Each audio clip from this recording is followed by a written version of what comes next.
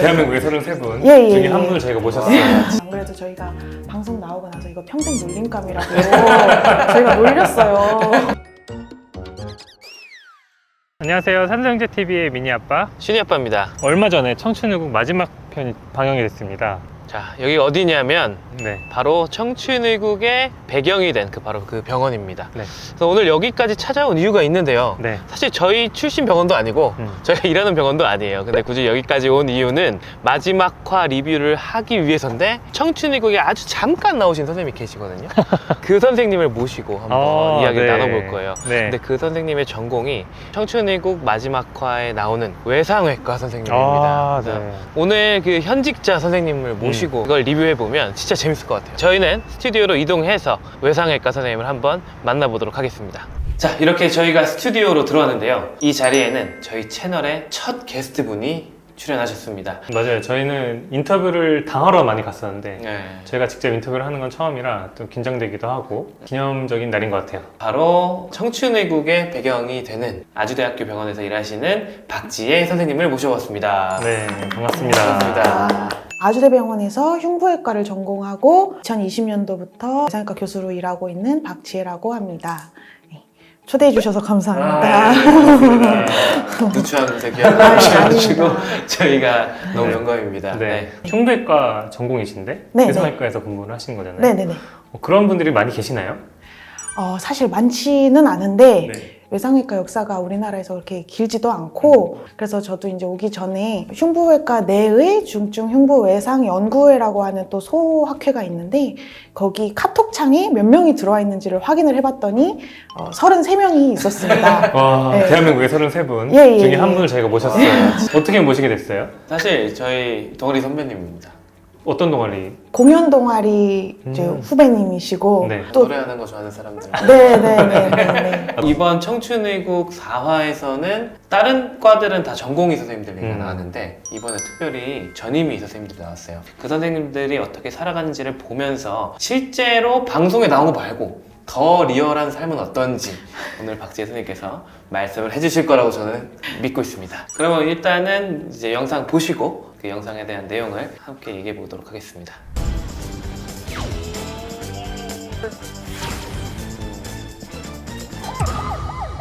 시스템에 적응 중이신가 봐. 지금 당직이 아니었지? 먼저 건물에서 시작하도록 하겠습니다.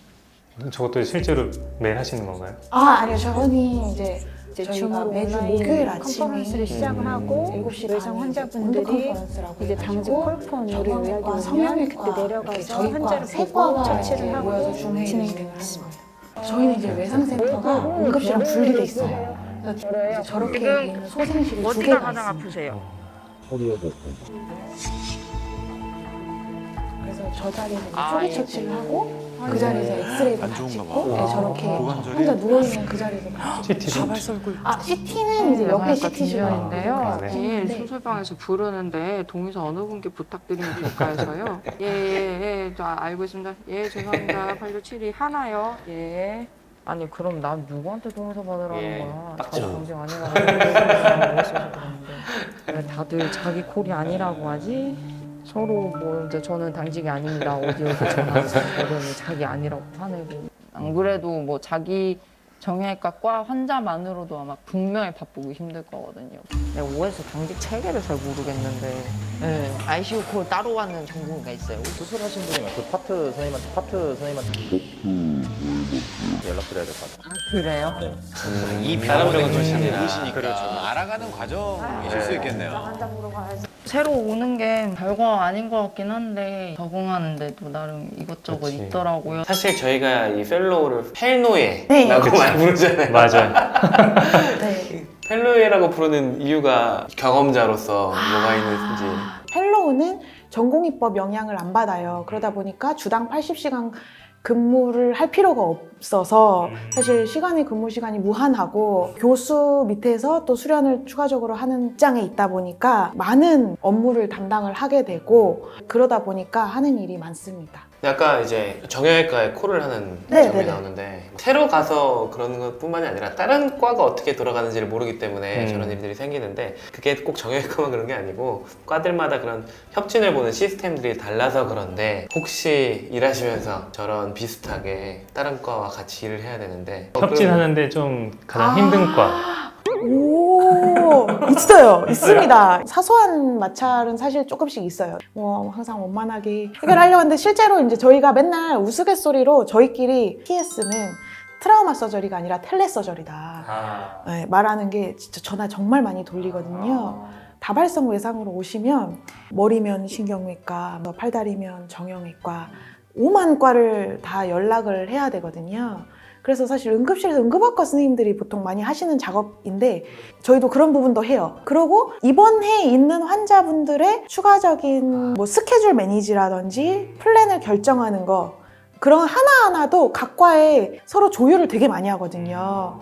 그러다 보니까 굉장히 전화를 많이 해요. 항상 있는 일이고 일상입니다. 웃긴 일을 이렇게. 그치 김밥을 먹어야 돼. 그런 게 국수를. 이상하죠.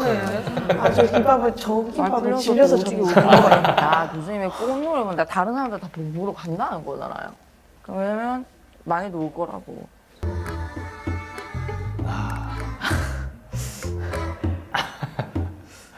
대학병원 있으면서 꽃풍경은 본인이 찌른 거 꼽힐 때가 제일 많아. 뭐 쏠려 들어간 인절이나 그런 건 안 보여요.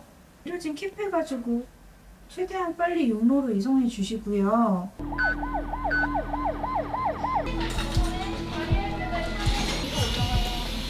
피가 좀 났네.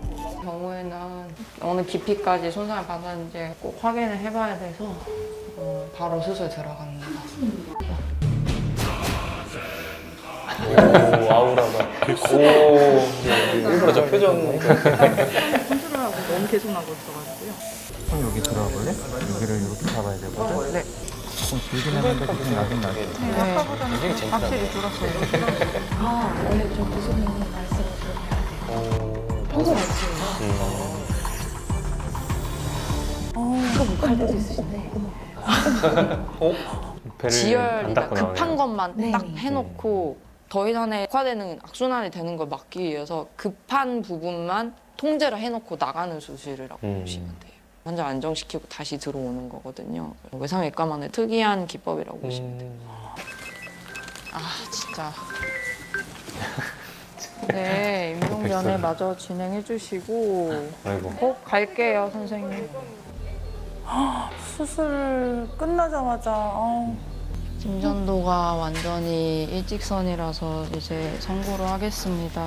1시 26분경 님 손 선종하셨습니다. 제가 아마 1년 차였을 거고 유망한 말기환자였던 걸로 기억을 하는데 되게 가실 때 되게 힘들어했거든요. 되게 젊으셨던 분이었는데 저도 보내고 나서 왜 울었지 지금 저도 잘 모르겠는데 근데 환자가 많이 가실 때 그 힘든 모습 봐서 그랬던 것 같아요. 환자 때문에 울어본 건 그게 처음이나 마지막이었던 것 같아요. 지금 생각해보면. 왜 이러는지 모르겠네. 근데 또 갑자기 사망 얘기가 나서 좀 숙연해졌는데 그 전에 김밥 먹는 장면을 다시 넘어가 보는데 근데 저 김밥이 맛있는 건가요? 아, 저게 되게 맛있는 김밥인데 문제는 저게 주 한 2번 정도 아침마다 저걸 나눠주는 바람에 저 1년 넘게 먹었더니 이제 지겨워서 이제 잘 못 먹겠어요. 근데 진짜 봄이 되면 외상 환자 많아지는 게 맞아요? 봄, 가을이 제일 환자가 많고 그러니까 따뜻할 때 환자가 아무래도 늘고요. 제일 환자가 아무래도 적을 때가 겨울이에요. 예. 그런데 이제 철도 영향이 있고 날씨도 좀 영향이 있어요. 비가 오는 날은 좀 환자가 적게 와요. 예, 저희가 그래서 유비무환이라고. 맞아요. 예, 그렇기도 하고 또 연휴 때 저희는 또 환자가 많이 와요. 근데 또 보면서 신기했던 게 수술을 하나 나오잖아요. 아, 네네. 그게 뭐예요? 손상 통제 수술이라고 해서 원래 단어는 데미지 컨트롤 서저리를 이제 그대로 직역해서 우리가 이렇게 부르는 건데 너무 대량 출혈이 있는 환자분들은 그것 때문에 이제 응고장애나 저체온증이나 대사성 산증에 빠져 있기 때문에 수술을 오래 견딜 수가 없어요.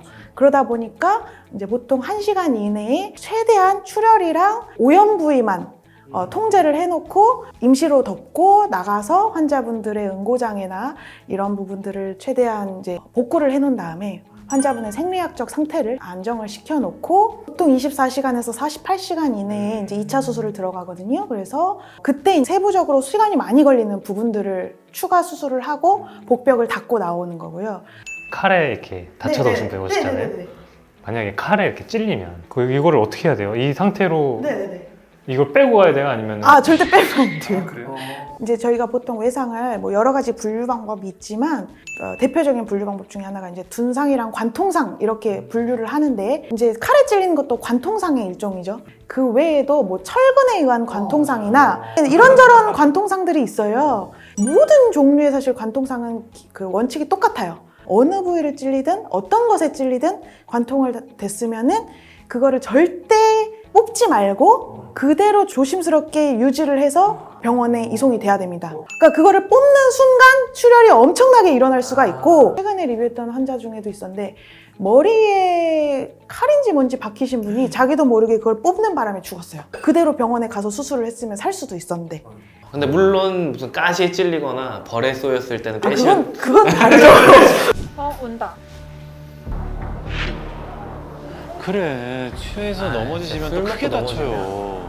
대답을 해주셔야 돼요. 그래야 저희가 얼만큼 다쳤는지 좀 잘 알 수 있어요. 스코어 코마 스케일이라고 1점에서부터 이제 만점인 15점까지 보통 8점 이하의 환자들은 저희가 의식 수준이 많이 떨어져. 일단 확인해봐. 인투베이션 할 사람이 직접 확인해야 돼.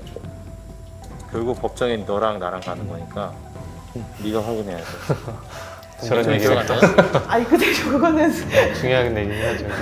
그렇기는 한데요. 정말 그걸 지금 걱정하진 않아요. 제일 심각한 거는 그러니까 그 카리스마 있었던 분이 갈 수 있을 때 자야 되고 먹을 수 있을 때 먹어야 되고 갈 수 있을 때 가야 되고 명언이다 명언이야. 비벼거나 이게 전공이 하신 분이라 달라. 저 김지원 선생이랑 김지은 선생이 둘 다 환자를 너무 타서 당직이 아닌데 병원에 남아있으면 저희가 쫓아내요. 제발 좀 가라고. 네가 있으니까 더 온다. 근데 그런 분들이 있어요. 네, 여기서 이제 GCS 스코어라고 또 일반인 분들이 잘 모르시는 게 나와요. 이게 뭐 보호자분들께 설명드리는 내용은 아니니까 네. 아마 이 용어가 되게 낯설 것 같은데 근데 봤을 때 제가 조금 찜찜한 분이 있었거든요. 네, 펠로우 선생님이 좀 많이 긴장하셔서 실수로 잘못 말하신 것 같은데 이제 그 GCS 스코어는 각각 1점, 1점, 1점에서 최하점이 3점부터 시작인데 긴장해서 실수하신 것 같아요. 그래서 안 그래도 저희가 방송 나오고 나서 이거 평생 놀림감이라고 저희가 놀렸어요.